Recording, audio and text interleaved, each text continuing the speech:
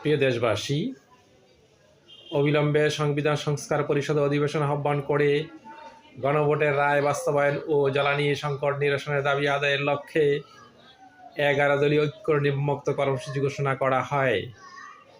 জনসচেতনতা তৈরির লক্ষ্যে 11 দলের পক্ষ থেকে আগামী 9 এপ্রিল রাজধানী ঢাকার শাহবাগে বিকাল 5টায় লিফলেট বিতরণ কর্মসূচি আনুষ্ঠানিক উদ্বোধন করা হবে। 2-9 এপ্রিল থেকে সপ্তাহব্যাপী গণসংযোগ এবং লিফলেট বিতরণ কর্মসূচি দেশব্যাপী পালিত হবে। 3-11 এপ্রিল দেশের সকল মহানগরী দাবি আদায়ের লক্ষ্যে বিক্ষোভ মিছিল কর্মসূচি পালিত হবে।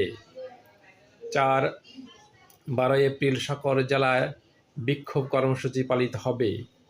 5-13 এপ্রিল ঢাকার Kakrail institute of diploma engineer Bangladesh এর মুক্তিযোদ্ধা হলে জাতীয় সেমিনার আয়োজন করা হবে। নিউজটি যারা শুনছেন অন্যকে শোনার জন্য কমেন্টস করে শেয়ার দিয়ে যাবেন ইনশাআল্লাহ।